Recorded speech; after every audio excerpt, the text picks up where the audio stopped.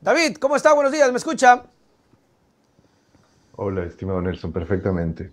¿Cómo le va? Qué bien, qué chévere. Ya estamos acá en vivo y en directo para conversar con usted, mi querido David, precisamente sobre un tema que preocupa mucho. Casualmente ayer el presidente dio algunas declaraciones y me gustaría empezar por allí. De hecho, lo habíamos puesto como titular, la crisis de inseguridad que vive el Ecuador en estos momentos y que toma, no sé, otro capítulo con el amotinamiento de ayer y en la muerte de este señor Norero, alias El Patrón. ¿Cuál es su percepción de todo esto, David?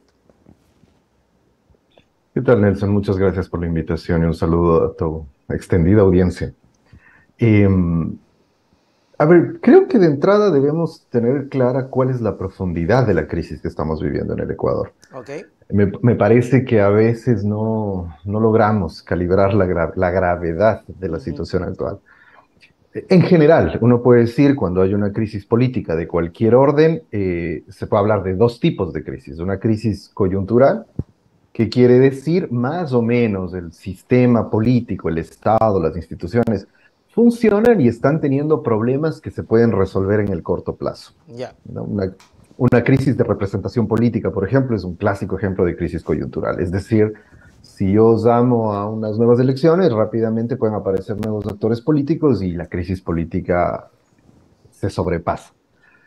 Ese no es el caso de lo que estamos viviendo en el Ecuador, en todos los órdenes, y particularmente la crisis de seguridad expresa que la nuestra es una crisis del segundo tipo, una Mm. crisis estructural, es decir, cuando ya las instituciones en sí mismo, la institución del Estado como tal, ya no están funcionando. Han Claro. sufrido un nivel de desgaste que ya van más allá inclusive del gobierno y de los poderes políticos representativos constituidos en un determinado momento. ¿Cómo se evidencia esa crisis? Ujú. Precisamente porque cuando la crisis de un país es una crisis que afecta estas dimensiones estructurales, empieza por afectar a las instancias más democráticas de los poderes del Estado, ¿no? La representación política, el ejecutivo, el legislativo, etcétera, y progresivamente avanza hacia las instancias menos democráticas y más represivas del Estado, como son el aparato judicial, que sabemos que está en soletas en el Ecuador, Ajá. y ya la última frontera de una crisis estructural de las instituciones de un Estado son las instituciones de las Fuerzas Armadas y la policía, Mm. que hemos visto que están en una situación terrible. Ujú.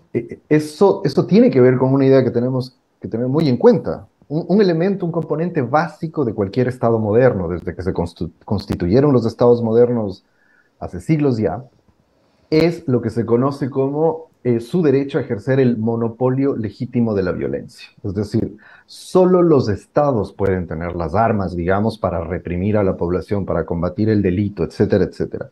Cuando un estado pierde el control sobre el monopolio legítimo de la violencia y quien ejerce ese monopolio son las bandas criminales, son policías que están insertos en actos delictivos, Ujú. etcétera, la crisis estructural del Estado es gravísima. Eso debería alarmarnos y preocuparnos muchísimo a todos nosotros.